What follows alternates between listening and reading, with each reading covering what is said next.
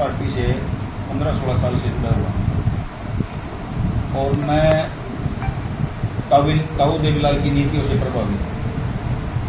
जो ताऊ देवीलाल की नीतियों ने नीतियाँ शुरू करी थी, कोई पेंशन की है या गरीब समाज की चौपालों की हैं, काफ़ी मुद्दे हैं। इन योजनाओं से नीतियों से मैं प्रभावित हुआ। सबसे बड़ी बात यह है, इनका अहम योगदान भारत सेनानियों में था, जो भारत आज़ादी के लिए ये जेल में गए थे और संघर्षशील व्यक्ति थे। इनकी वजह से मैं ताऊ देवीलाल की वजह से इस पार्टी में हूँ, इंडियन नेशनल। कब ज्वाइन की थी आपने इंडियन नेशनल लोकदल? ये करी थी जी, मैंने 2007 में करी थी। ताऊ देवीलाल का पेड़ लगाया हुआ है, बस मन नहीं करे कहीं भी, मतलब ये इधर उधर जाने के मन नहीं करे भाई कहाँ जाना। मैंने कहा मेरे को तो सिर्फ इंडियन नेशनल लोकदल में रहना है और ताऊ देवीलाल का पेड़ लगाया है ये है। इन्होंने बहुत काम कर रखे हैं हरियाणा के लिए, किसी ने भी नहीं करे हैं, क्योंकि ये काम ताऊ देवीलाल ने ऐसे काम कर रखे हैं जी। किसान वर्ग का जितना भला ताऊ देवीलाल ने कर रखा है, या आम समाज या मूलभूत आवश्यकताओं के लिए ताऊ देवीलाल ने काम किया है, किसी ने नहीं करे हैं। वो उप प्रधानमंत्री रहे, लेकिन उन्होंने अपने बारे में नहीं, उन्होंने देश की सेवा के लिए काम किया है और जितनी भी नीतियाँ करी हैं और जितनी भी नीतियाँ लागू की है वो समाज सेवा के लिए लागू किया है। मेरा गांव कम से कम 35 या 40 साल से लोकदल का है, नोरथा गांव। मेरे गांव में जब ताऊ देवीलाल सीएम थे तो ओलावृष्टि हुई थी। ओलावृष्टि में किसान बहुत दुखी हो गए थे। 300 रुपये एक खेत के ताऊ देवीलाल ने उस टाइम दिए थे।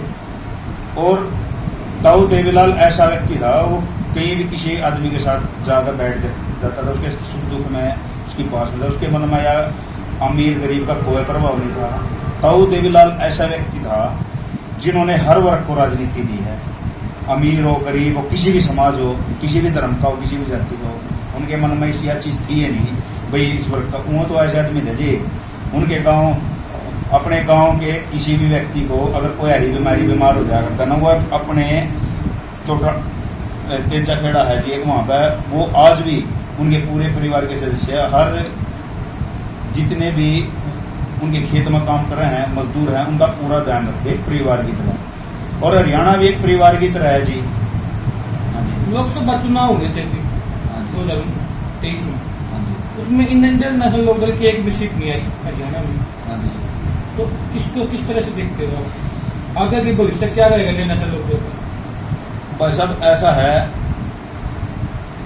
मैं हूँ जी गाँव का आदमी, मैं गाँव में रहा हूँ। फादर साहब आर्मी में थे, पानीपत ले गए थे, फिर वापस गाँव वालों ने मेरे को सरपंच बना दिया, मैं आ गया। लेकिन मैं आपको एक बात बताता हूँ, जो गाँव के बारे में इनेलो पार्टी सोचती है, कोई नहीं सोचता। 2 फाड़ हो गई थी, कोई बात नहीं, पार्टी में कुछ लीडर इधर चले गए, कुछ उधर चले गए, कोई दिक्कत नहीं। लेकिन 2019 में इलेक्शन हुआ था जी, जींद उपचुनाव। जींद उपचुनाव में मतलब मैंने एक ऐसी चीज देखी है, बिल्कुल करीब था, पार्टी बिल्कुल डाउन जा रही थी जी, सब भाग गए थे। चौटाला साहब बीमार थे हॉस्पिटल में, उनको रात में जेल में भेज दिया किसी साजिश के तहत। और दूसरी बात है, ये मेन आप पूछ रहे थे ना भाई मैं लोकदल के साथ क्यों हूँ, अभय सिंह के साथ क्यों हूँ। अभय सिंह अपने माँ बाप के साथ खड़ा था जी, दुश्मन के भी साथ परिवार नहीं पड़ना चाहिए जी, क्योंकि मनवा स्थिति देखी है कि अभय सिंह ने बहुत संघर्ष करके बहुत हिसाब किताब, मतलब टूटा नहीं आदमी, लगा रहा। फादर साहब भी जैसे बीमार थे, जेल में भेज दिए थे उनके, चौटाला साहब, उनकी मदर थी कुछ समय पहले, फिर उनका देहांत हो गया था। इस तरह भी बहुत प्रभावित हो गया, मैं इनके साथ रहा। 2 और रही इसकी किसान, मेन मुद्दा था जी किसान आंदोलन का। किसान आंदोलन 3 काले कानून लगाए सरकार ने, और जो सरकार ने 3 काले कानून लगाए उसके विरोध में अभय सिंह ने बहुत कुछ दांव पर लगा दिया। आम सिंह बॉर्डर पर गए हुए थे तो अभय सिंह से इस्तीफा मांग लिया। वो स्टेज पर चढ़ने लग गया तो कुछ मैं भी था वहाँ पे, 700-800 गाड़ियाँ जा रही थी, हमारे वर्कर थे वहाँ पे। तो वहाँ कम से कम बहुत लोग थे। अब ऐसे स्टेज पर लगे तो किसान नेता थे जो वे कहने लगे, चौटाला साहब आप राजनीतिक का आदमी का यहाँ पर प्रवेश नहीं, आप बैठ नहीं सकते, ना स्टेज पर चढ़ सकते। अब ऐसे बोले भाई फिर क्या करना मेरे को, बोला जी इस्तीफा देगा मेरे बराबर बैठो। अब ऐसे मैं 1 मिनट में भी नहीं देखी। अब मेरा हमारी एक सीट है उसका क्या होगा कि नहीं दे दिया हुआ इस्तीफा। आए पार्टी का सलाह मशवरा करिए, बोला यू काम है भाई ऐसे ऐसे बात है, मगर जी जो कर आपने ठीक लगे तो ठीक है। बाकी वर्करा ने भी पूरा साथ दिया और इस्तीफा दिया। और जो किसान आंदोलन में जो गुस्सा था वो गुस्सा बीजेपी के खिलाफ था किसानों का। किसानों ने सोचा भाई बीजेपी को कौन सी पार्टी रह सके है। उस टाइम पर कोई कांग्रेस का किसी का वो नहीं था जी। महागठबंधन का निर्माण हुआ, फतेहाबाद हमारी रैली थी।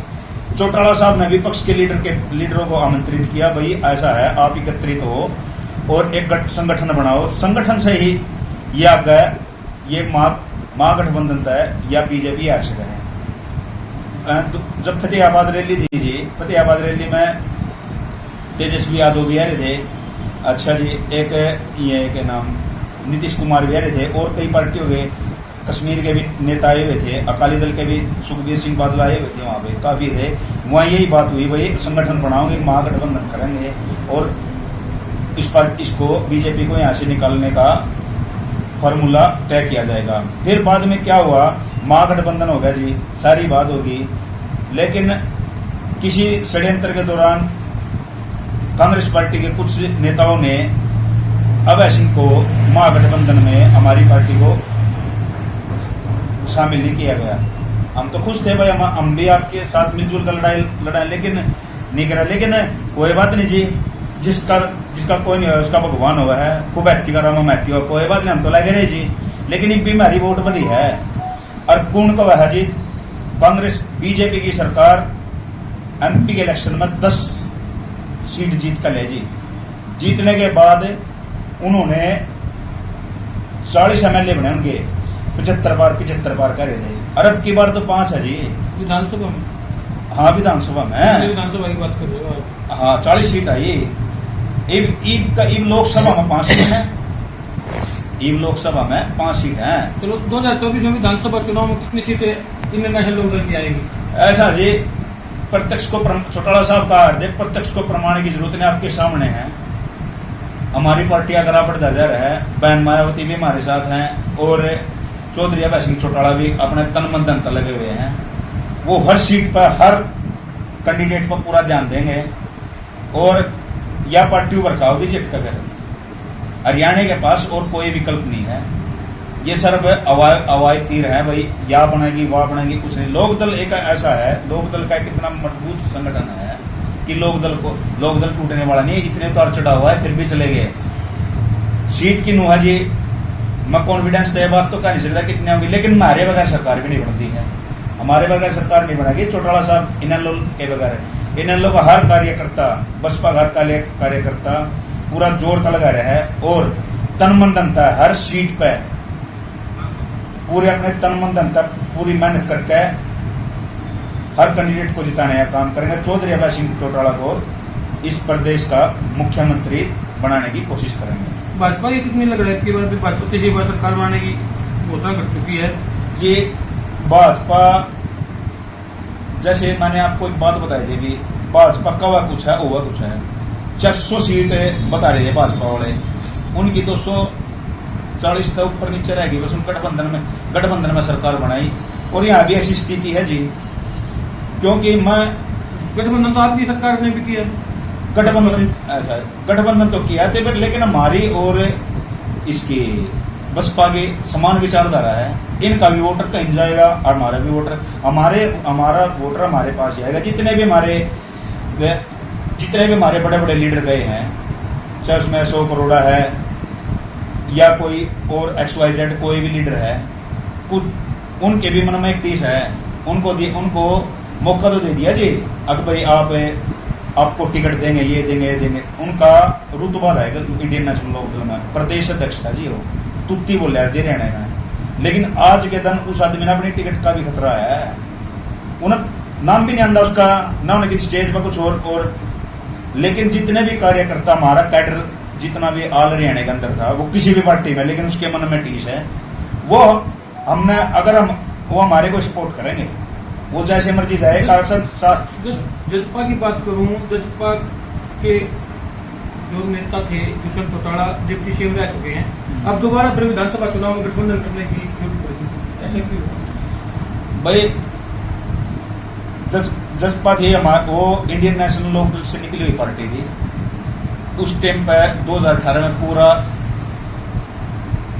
पूरा मिलकर बिल्कुल बच्चे की ये जुबान पे थी भाई लोकदल की सरकार आएगी, लेकिन किन्हीं कारणों से कुछ अपने लालचों से अपने लालच से ये सब या इसमें दो फाड़ हुई। हमने तो बहुत कहा जी, हमने बहुत कोशिश करी, जसपा वालों को बोला भाई पार्टी इकट्ठी रहने दो, मत इसको 2018 में ये मत लगो, लेकिन नहीं हो पाया, हमारी नहीं चल पाई। वर्कर परेशान था, लाचार था, चलो जो भी हो गया ठीक हो, लेकिन अब आज के दिन आप ही बता दोगे, आप सोशल मीडिया पर हो, आप तो पत्रकार हो, आप तो देखो कुछ सरकार का के इसके दुष्यंत चौटाला की क्या रणनीति है, कितने इसके पास विधायक हैं, 10 विधायकों की पार्टी थी, आज कितने रह गए।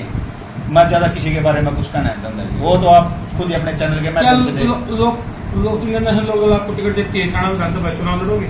देखो जी, हाँ टिकट देगी तो लड़ेंगे, पार्टी मान सम्मान भी देगी, तन मन धन तक मेरी मदद भी करेगी, ऐसी कोई बात नहीं है, लेकिन त्रिकोणीय मुकाबला हो जाएगा जी। अगर मोर्चे में टिकट आवा है तो मोर्चे में टिकट आने का मतलब त्रिकोणीय मुकाबला हो जाएगा जी, क्योंकि मैं दानक समाज से बिलोंग करूँ, दानक समाज को कभी इस हल्के से टिकट नहीं मिली है। हमारी 10-12 हज़ार समथिंग वोट हैं जो मेरे पर लीड करेंगे, मेरा बड़ा गाँव है, 10,500-11 हज़ार वोट हैं, तो लीडरशिप बढ़िया बन सकती है। और हल्के में दो ही हैं, एक तो पवार था, पवार साहब थे, एक बलबीर वाल्मीकि जी थे, यही दोनों आपस में इनका पता नहीं मेरे को मतलब किसको टिकट मिलेगी किसको नहीं मिलेगी। हमारे को तो ये पता है कि अगर पार्टी आदेश देगी तो इलेक्शन लड़ेंगे, और पार्टी के और भी आदेश दे है किसी और को दे उसकी मदद करेंगे।